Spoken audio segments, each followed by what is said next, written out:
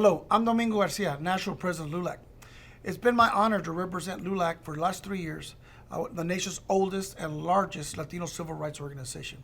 Ha sido un orgullo, taking care of las familias of Jose and Maria during this COVID pandemic. When I got elected in Phoenix, Arizona, LULAC was in the red. We owed about 1.3 million. I'm proud to say that through the efforts of myself as well as members like you and others, we have been able to now turn that around, and LULAC now is in the black, both the LNI and the LNO. But we are continuing to work harder so that we can get programs that will help Jose and Maria at the local level.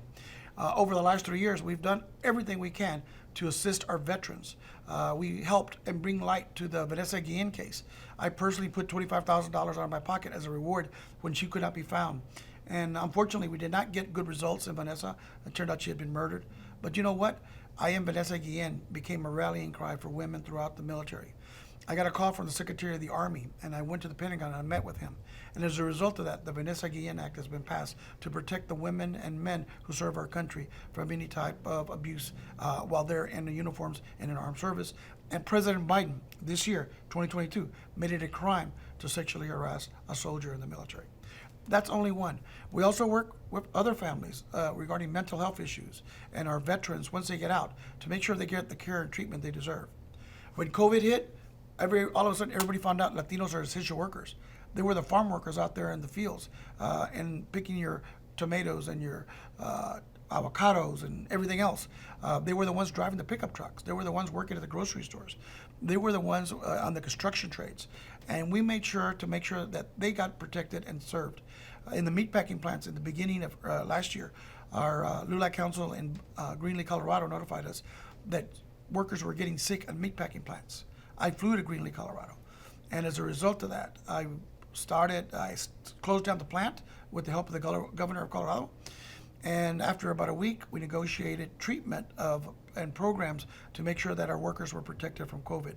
And then we sent a letter to all the major meatpacking plants in the United States, asking them to follow COVID protections and protocols and to give workers who had COVID paid time off. As a result of that, the number of workers dying and hospitalized in meatpacking plants across the United States dramatically dropped. That was done by LULAC and our LULAC members. When I received a call that a truck driver from Houston, Texas had been arrested in Colorado as a result of when his brakes failed and the truck was involved in an accident that resulted in fatalities. And on his very first offense, he was given 110 years in prison, porque era Latino, and he was a truck driver. And I thought that was wrong. I contacted the governor of Colorado again, expressed my concerns, flew to Colorado, to the Capitol, met with the governor, and the governor commuted his sentence to 5 years. 10 years, and with time served, probably 5. And again, we wanted him to be freed, but again, an injustice somewhere is an injustice everywhere. We took on Texas. You know, everybody says everything's bigger in Texas. So are the injustices. And when they tried the redistricting, they gerrymandered, excluding Latinos from Congress, from the Senate, and the State House, and even at the local level at City Council. And we have now filed a lawsuit challenging their redistricting process. And LULAC has been doing that since 1970. And you know what? Every 10 years we win, and every 10 years they have to redraw the lines to include more Latinos and Latinas in our political representation. We took on the voter suppression bills that would make it a crime for me to go to Houston and register somebody to vote, or go to San Antonio. And we're fighting those in the courts because you know what?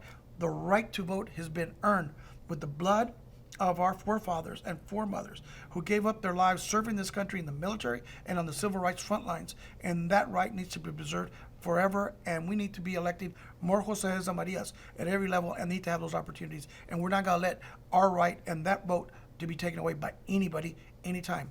And by the way, we also filed suits in Iowa, Florida, Arizona, challenging redistricting battles. And I will continue to lead the fight to make sure that the civil rights and the voting rights of every Latino and Latina in the United States is protected. Now, there's a lot of other things that we've done. I've just touched on some of those that you may have heard about. But I want to give you my assurance. I've been a volunteer. I have paid for every flight I've taken, every hotel room that I have stayed in. The LULAC president normally gets $60,000. I put it away. I made it a point. Why? Because I joined LULAC in 1983. And I joined it because I wanted to make sure that we did something that was better for everybody and every familia in terms of economic opportunities, political opportunities, entrepreneurial opportunities. And if we can do that, then we will leave a legacy that our forefathers and foremothers that founded LULAC in 1929 have passed on to us today in 2022. And that's why I'm asking you for your support and your vote at our national convention in San Juan, Puerto Rico. Porque yo sé que con ganas todo se puede. I know that the best and the brightest years of LULAC lie ahead.